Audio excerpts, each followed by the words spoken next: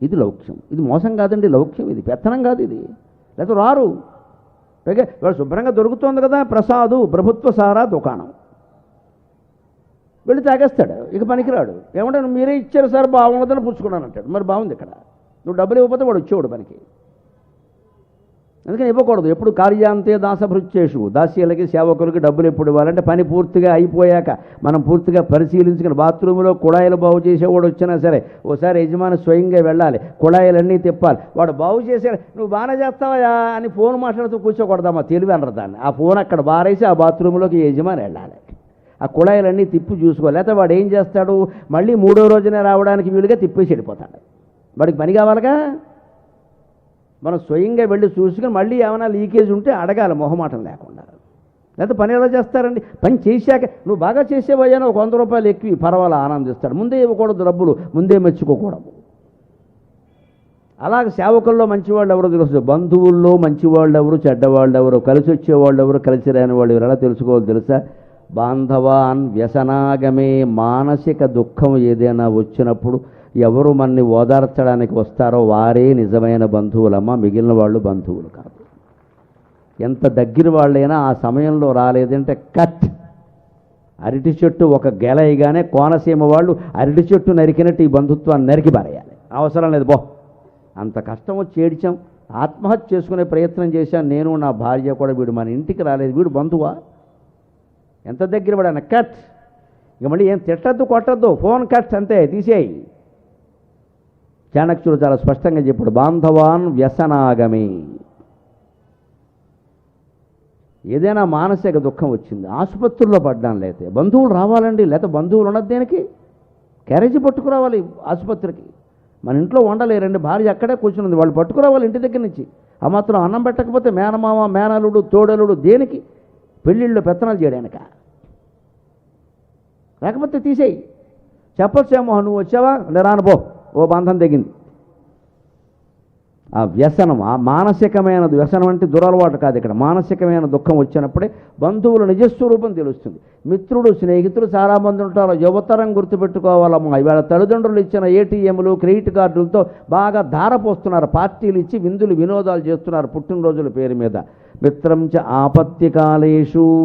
నీకు ఆపద వచ్చి ఆర్థికమైన కష్టం వస్తే ఆ మిత్రుడు ఆదుకున్నాడా? రోడ్డు మీద పడ్డావు, ఆ మిత్రుడు ఏమైనా వచ్చాడా వెంటనే? లేనప్పుడు వాడు ఫ్రెండ్ ఏమిటండి? పార్టీలకి పిలిస్తే వచ్చేవాడు ఫ్రెండా? మనకు ఆపద వస్తే వచ్చేవాడు ఫ్రెండ్. ఆపద మిత్రుడికి పరీక్షాకాలం. అంతేకాదు, భార్యాభర్తల అనుబంధం కూడా సరిగ్గా ఉందా లేదా సెల్ఫ్ ఎగ్జామినేషన్ చేసుకోవచ్చు ఇద్దరు. ఎలాగో తెలుసా? భార్యాంచ విభవక్షయే.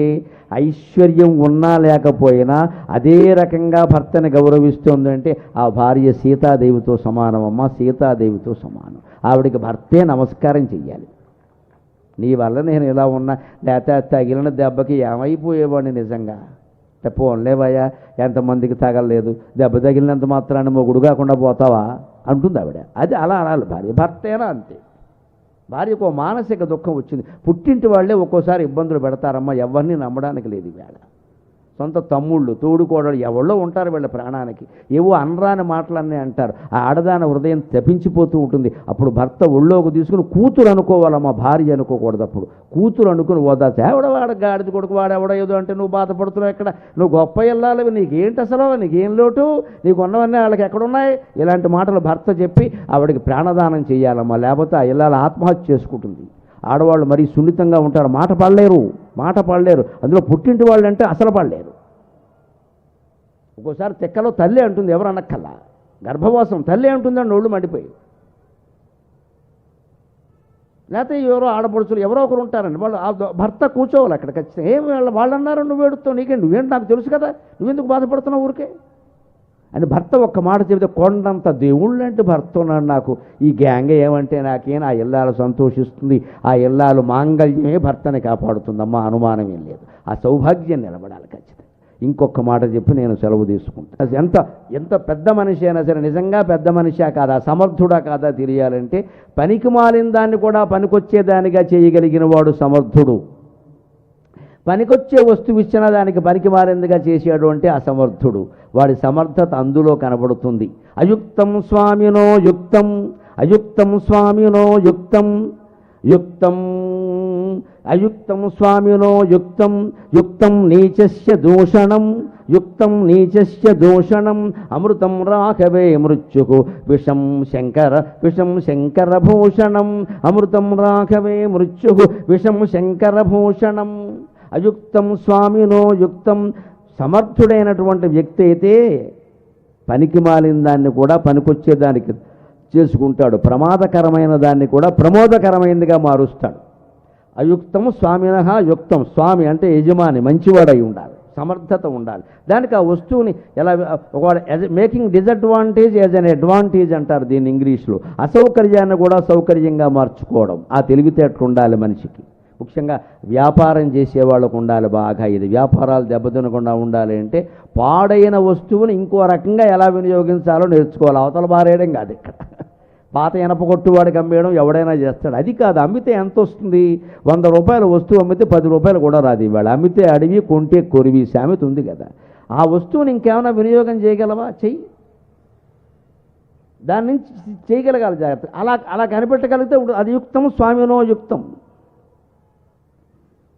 అలాగే సమర్థుడైన వాళ్ళ చేతుల్లో అయుక్తమైనది కూడా యుక్తంగా మారుతుంది. నీచస్య దూషణం యుక్తమపి.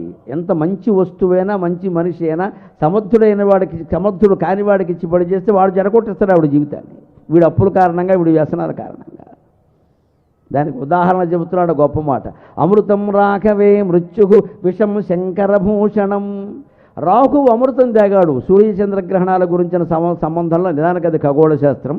పురాణాల్లో ఒక కథ చెబుతారు, మనకు అర్థం కావాలి కాబట్టి విషయం. క్షీరసాగర మథనం జరిగింది, అమృతం వచ్చింది. మహావిష్ణువు జగన్మోహని రూపంలో అమృత కలశం పట్టుకుని పంచుదామని చూసి దేవతలను ఇటు రాక్షసులను ఇటు కూర్చోమంటే దేవతలకే పంచిపెట్టాడు. ఎందుకంటే దైవీ గుణాలు పెరగడానికి అమృతాన ధార పోయాలి కానీ రాక్షస గుణాలు పెరగడానికి ధార పోయకూడదండి. మహావిష్ణువు పక్షపాతి కాదమ్మా, ధర్మాన్ని కాపాడాడు ఆయన. అంతకంటే రాక్షసులకు అమృతం ఇస్తే ఏమవుతుంది? తీవ్రవాదులకు బాంబులు ఇస్తే ఏమవుతుందండి? బాంబులు ఎవరికి ఇవ్వాలి? సైన్యానికి ఇవ్వాలి. తీవ్రవాదులకు ఇస్తే ఎలాగా? రాక్షసులు అంటే తీవ్రవాదులు. కష్టపడ్డారు, ఫలితం లేదని వెర్రివాదనలు చేయకూడదు ఇక్కడ. కష్టపడినవాడు ఎవడో రాక్షసుడు, వాడికి ఫలితం దక్కితే ఎలాగా? దేవతలకు దక్కాలి, మంచివాడికి దక్కాలి. అందుకోసం కొంచెం వ్యూహం పన్నాలి. అందుకని ఆయన విష్ణువు ఆలోచించాడు, ఎవడైనా పడిపోతాడు,